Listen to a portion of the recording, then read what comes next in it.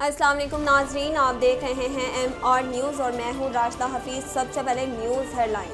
افغانستان کے وزیر خارجہ امیر خان متقی نے اپنے ملک میں سرمایہ کاری کی پیشکش کی۔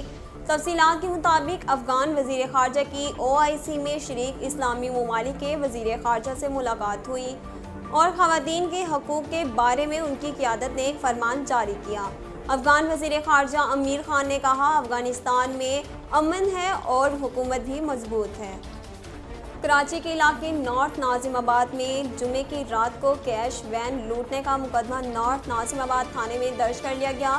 تفصیلات کے مطابق مقدمہ زخمی گارڈ سبیل شاہ کی مدعیت میں درج کیا گیا۔ مقدمہ دفاع 392 اور 397-34 کے تحت نامعلوم ملزمان کے خلاف درج کیا گیا۔ FIR میں بتایا گیا کہ کیش وین مختلف برانچ سے کیش لے کر بورڈ آفس برانچ پہنچی۔ کیش وین میں نوٹوں کی 3 تھیلیاں تھیں۔ 2 تھیلے لے کر میں بینک کے گیٹ پر پہنچا۔ میرے پیچھے آنے والے گارڈ کے پاس ایک تھیلا تھا۔ موٹر سائیکل سوار 2 نامعلوم ملزمان نے پیچھے گارڈ پر فائرنگ کر کے زخمی کیا۔ امریکہ کی جانب سے مشرق وسطی میں ناقص انٹیلیجنس معلومات پر فضائی کارروائیوں میں ہزاروں بے گناہ لوگوں کے قتل کا انکشاف ہوا ہے۔ غیر ملکی خبر رساں ادارے کے مطابق امریکی محکمہ دفاع پینٹاگون کی خفیہ دستاویزات میں انکشاف کیا گیا کہ مشرق وسطی میں امریکہ کی فضائی کارروائیاں ناقص انٹیلیجنس معلومات سے بھرپور ہیں۔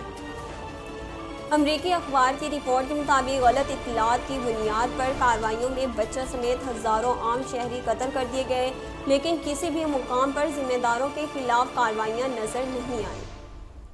مسلم لیگ نون کی ترجمان مریم اورنگزیب نے کہا، ملک کی تاریخ میں کسی نے کرپشن کی ہے وہ عمران خان ہے۔ انہوں نے اسلام آباد میں پریس کانفرنس کرتے ہوئے کہا کہ وزیر اعظم سمجھتے ہیں کہ وہ آج بھی کنٹینر پر کھڑے ہیں۔ یہ 8 سال سے شریف فیملی فوبیا میں مبتلا ہے۔ اپنے کل کے انٹرویو میں بھی انہوں نے یہی کہا۔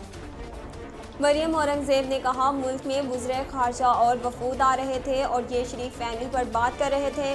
Billion tree tsunami foreign funding case BRT منصوبہ پر ان سے کوئی پوچھ گچھ نہیں ہوئی۔ ناظرین، اب تک کے لیے اتنا ہی۔ مزید خبروں اور تفصیلات کے لیے ہمارے YouTube چینل کو سبسکرائب کیجیے اور ہمارے Facebook پیج کو فالو کیجیے۔ اسی کے ساتھ ہی اپنی میزبان راشدہ حفیظ کو دیجیے اجازت۔ اللہ نگہبان۔